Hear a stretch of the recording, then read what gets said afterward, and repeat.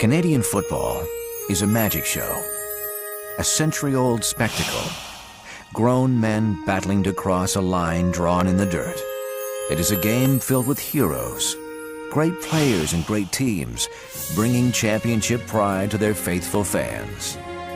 The field is a battleground where skill and determination are the tools of the trade. It is a game that has grabbed the nation by the heart. An annual struggle becomes an epic battle as teams fight for the ultimate glory, the chance to hold the Grey Cup and become forever known as a champion.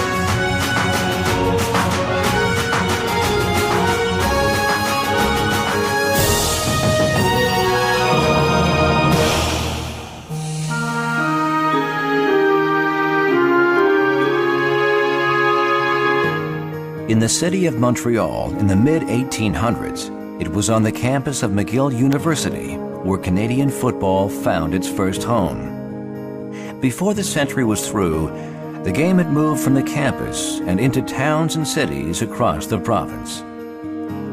Athletes from every walk of life embraced this great new game, and ever-growing crowds made heroes of the men and boys who took to the field. In 1931, quarterback Warren Stevens made football history when he threw the first touchdown pass in a Grey Cup game, as he led Montreal to a 22-0 victory over Regina. While that was Montreal's first Grey Cup, the city had already seen more than a few football teams come and go. Montreal went through a whole raft of names. When they first won the Grey Cup in 1931, they were known as the Winged Wheelers. And then they, over time, they had the Cubs and the Hornets and the Royals, and different names were tried. And it was in 1946 when Lou Heyman and Eric Craddock took over the Montreal club, and they picked the name Alouettes. The Alouettes were an immediate success. In 1949, they captured the East before facing the defending champion Calgary Stampeders in the Grey Cup game. On a frozen field in Toronto's Varsity Stadium, flinging Frankie Filchuk was a star on both sides of the ball.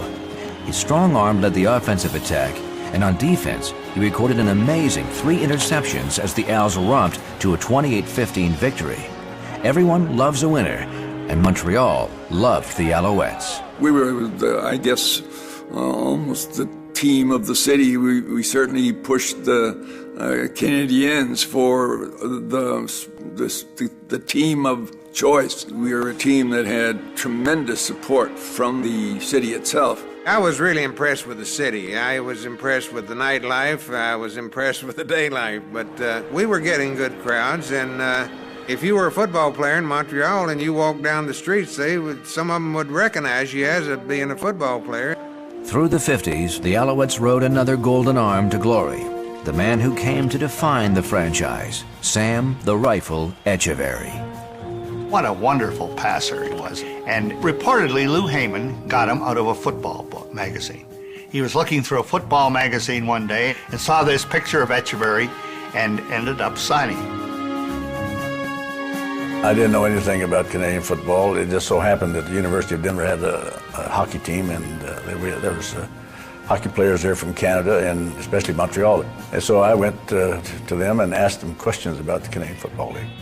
In Montreal, Etcheverry learned the Canadian game from Douglas P-Head Walker, a coach who did things his own way. We never had a playbook. P-Head Walker put the plays in training camp, and we ran them every day. Whenever he decided to put in a new play, he would line us up and he'd go through it. So we just learned by memory. But no one had to coach the Rifle on throwing a football. As a rookie, he became the finest passer in the game. He was the quarterback in Canada, bar none. He could throw the ball with any of them, probably better than any of them. He could run, and he'd fight you tooth and nail right to the end of the game. To kids, Etcheverry was both hero and inspiration. We were playing this game, and all of a sudden this guy came along, and he said, "Hey kid, you want to learn how to throw a football?" So he shows me how to put my hand just right, and all of a sudden I throw this ball, and it actually worked. And he's walking away, and these guys say, "Do you know who that was?" And they said, "That was Sam Etcheverry." And I swear to God, that's the instant that I had to play this game. In 1954, to complement a magic arm, the Alouettes found a pair of magic hands, Prince Hal Patterson. I thought Hal Patterson was one of the greatest football players I've ever seen, in pure talent. We'd go on the field, and Patterson would go out there. We wouldn't see him till the end of the game because he was on all the teams, offense, defense, punt returns, kickoff returns, whatever you had, punting team, punt cover.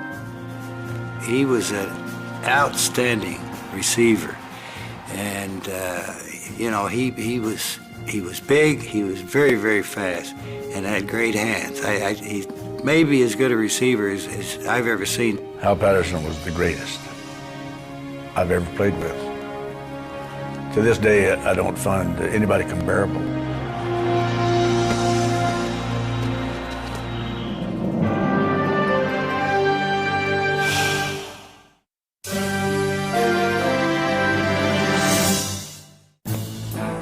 In 1954, the Alouettes laid waste to the Eastern Conference.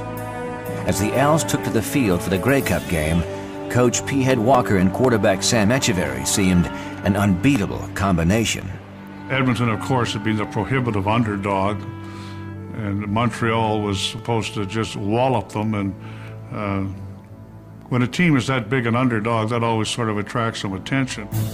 We went into that 1954 game, read all the press clippings about the Montreal Alouette team, and saw Red O'Quinn, saw Etcheverry, saw Hal Patterson. I wondered anyway how we'd ever beat them. The powerful Montreal offense lived up to their reputation, but Edmonton and their great rookie Jackie Parker continued to battle back. Although playing with an injured shoulder, Parker's clutch plays kept the game in reach. Holding a 5-point lead in the dying minutes of the game, Etcheverry put the Owls in scoring position. Victory seemed a certainty as Etcheverry called a handoff to running back Chuck Hunsinger. Called an off-tackle play to the left with Hunsinger carrying the ball from the right halfback spot. And anyway, he handed the ball off to Chuck, and he was tackled at the ankles. The first thing I heard was the roar of the crowd, and the next thing I saw was Jackie running down all by himself through to the Montreal goal line. Parker's 90-yard run led Edmonton to an upset victory, but Montreal players insist that the game wasn't lost, but stolen. I will always say that it was not a fumble. It was an illegal forward pass, and I'll believe that for the rest of my life. I still to this day maintain that that was not a fumble but a forward pass, and that it should have been called back, and we should have won the game, but I can't rewrite the book. In 1955, Vancouver hosted a Montreal-Edmonton Grey Cup rematch, but Normie Kwong and the defending champion Eskimos were now an even stronger team. While the Rifles set passing records, it was Edmonton who put the points on the board as they recorded a 34-19 victory. Sam Etcheverry threw for over 500 yards in that game, and yet they lost the game by a decided margin because the Eskimos were huge defensively, and you could rack up big yardage between the 20-yard lines. But you try to beat that defense from the 20-yard line in, you had big problems. We were a passing team, and we could score very quickly when we had the ball. But against Edmonton, they were a control-type offense, and they rolled the ball on the ground, they threw little short passes, and they maintained possession. 1956 brought a third consecutive Montreal-Edmonton Grey Cup matchup, but this time it was no contest. Although Etcheverry continued to rack up the yardage, the Eskimos' defense never faltered. A 50-27 victory made it 3 in a row for the Eskimos, the West's first dynasty. Unable to recover from 3 consecutive Grey Cup losses, the Alouettes began to struggle. In 1960, management did the unthinkable. I was traded to Hamilton, and I refused to go. I said, I'm a free agent. I have a no-cut contract, and you just violated my contract. And, of course, they didn't fight it. And so I signed with the Cardinals then. In sharp contrast to the team that had once dominated the East, the Alouettes of the 60s struggled. In 1970, management made an attempt to recapture the team's past glory and enlisted Sam Etcheverry as the Owls' new head coach. The Rifle proved to be the right choice as he led the third-place Owls to the Eastern Championship and on to the Grey Cup. What a Cinderella year that was. The 1970 Grey Cup was unbelievable. We had 24 new players out of a 32-man roster and a lot of rookies. And somehow we came together. And the one thing we did, we stuck together as a team and we played hard all the time. And good things happened. With quarterback Sonny Wade guiding the offense, the Owls hoped to conquer both the Stampeders and the horrible field conditions. It was a deal where the 2 third-place teams actually ended up playing each other, maybe for the first time, I don't know. But the turf was very poor and very loose, and every time you took a step on the field, you took some of the turf with you. I remember Sonny Wade picking up big chunks of turf and just laying them back out there and stomping on them and leveling it off. It was pretty soggy, but you know, when you're a player, you really don't see that. You just play the game. While Wade's game was without the flash of Sam the Rifle Etcheverry's aerial assault, his short passing, ball control game accomplished what the airborne Owls of the 50s had never done. Montreal won the mud-spattered final 23-10, and Sam Etcheverry had, as a coach, what had eluded him 3 times as a player, a Grey Cup championship.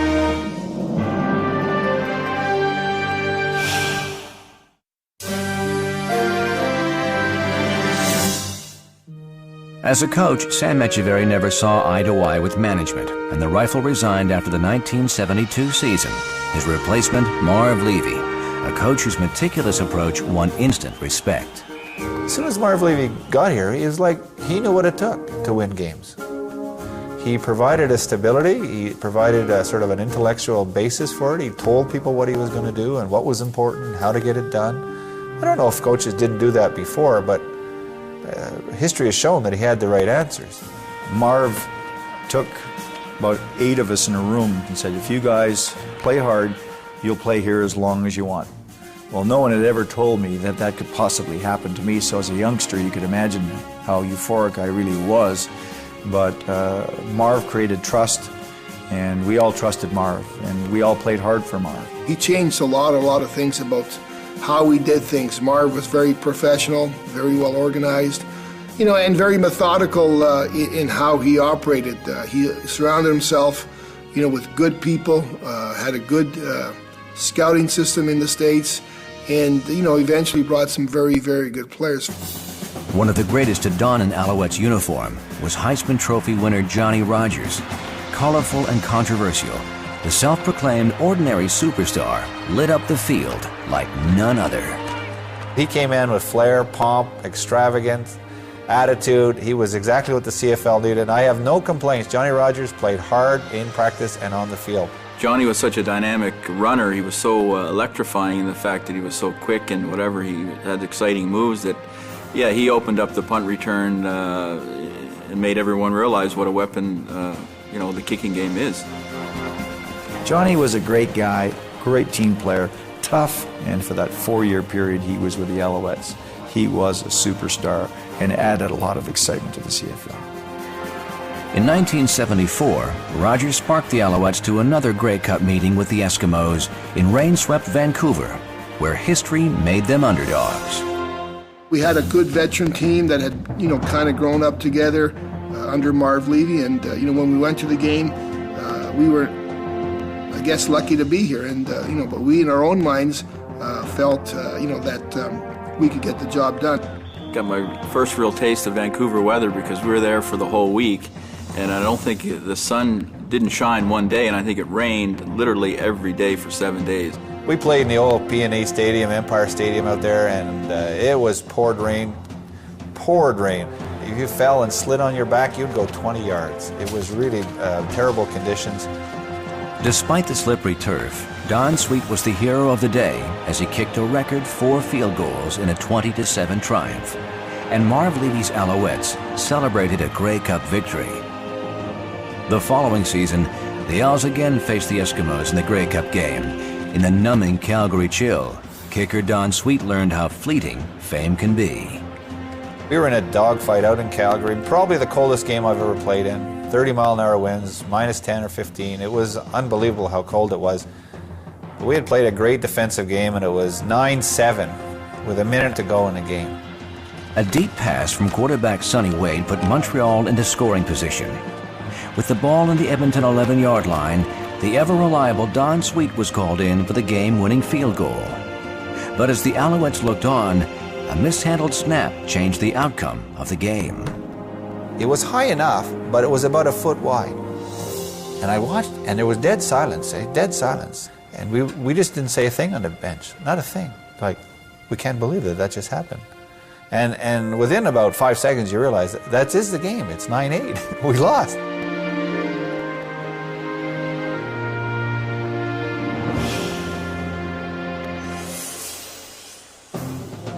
But better times were in store for the Alouettes.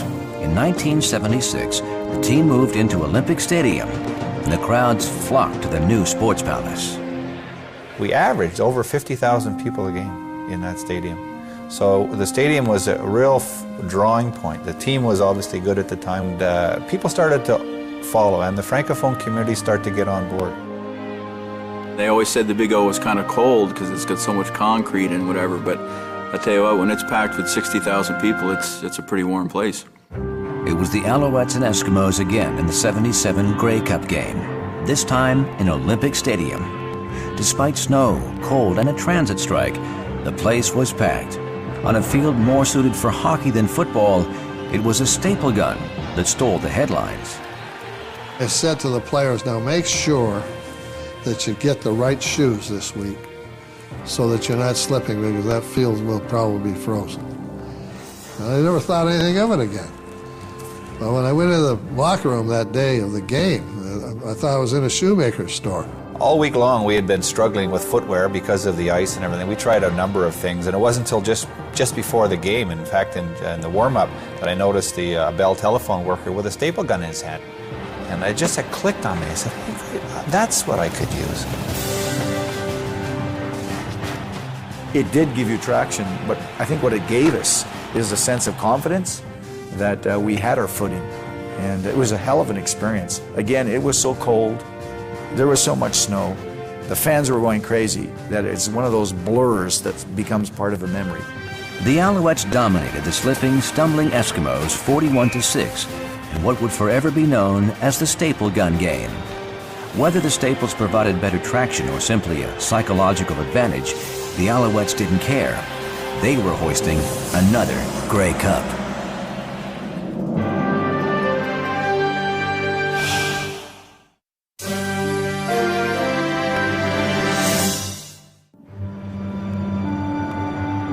In 1978, Joe Scannella took over head coaching duties with the Alouettes. Despite reaching the next 2 Grey Cup games, questionable management decisions and changes in ownership alienated players and fans alike. All of a sudden, things change, and a great franchise started to go, in the wrong direction. Poor decisions were being made, and a once proud franchise that was getting in this middle 60,000 people to a game was now at the point of folding. In 1982, the Alouettes would indeed fold. Renamed the Concorde, the team continued to struggle. In 1986, a return to the Alouettes name did little to revive fan interest, and the lights went out in the Big O. 10 years later, the CFL's American experiment had ended. The powerful Baltimore Stallions were suddenly a team in search of a home. With nothing more than a change in name, the Alouettes were back in Montreal. You know, I've been around the Canadian Football League so long that I've watched Montreal in the 70s when the Big O was rocking with 60,000 people. They had 67,000 at a Grey Cup with the Eskimos, so I've seen Montreal at its best. When Baltimore moved to Montreal and we went to the Big O again and 5,000 people showed up for the games, I didn't think Montreal was a viable market. And all of a sudden, because of a rock concert that was taking place in the Big O, Montreal was forced to shift its game downtown. We went to Molson Stadium. You should have seen Molson Stadium. It was terrible. It was dilapidated, part of the stands falling down. We said, well, if we cover it with a tarpaulin and we get to play, it's going to be fantastic. During the first quarter of that game, we were panicking because until 7 minutes into the first quarter, hardly anybody was there, but there was a traffic problem. By the end of the first quarter, 17,000 people going crazy. It was just remarkable. The downtown core of people embraced the team. They started filling the stadium. It holds 20,000, and we now have a record number of sellouts in a row. I think going back to the old stadium has really created an enthusiasm for football in the province. And when you look around at the crowds at Molson Stadium on a Friday night or a Wednesday night or a Sunday afternoon, it is just a wonderful mix of people. In 2002, the reborn Alouettes were again in the Grey Cup game. In Edmonton's Commonwealth Stadium, they faced their #1 rival, the Eskimos. MVP quarterback Anthony Calvillo's powerful passing game led the Owls to an emotional 25-16 victory. And so the Montreal Alouettes are more than back in business. They have again raised the Grey Cup in victory and captured the hearts of sports fans throughout the province of Quebec. This city deserved it, the fans deserved it, the team deserved it, the players, coaches, everybody. But the city of Montreal, and really the province of Quebec, deserved it. And to come back to the city, and they threw an impromptu parade, you couldn't have got more people out. Over 250,000 people lined the streets to watch our parade. It was like something I have never witnessed in my life. And the message that the Quebec people were giving us was, thank you. Thank you for bringing the cup back to Montreal.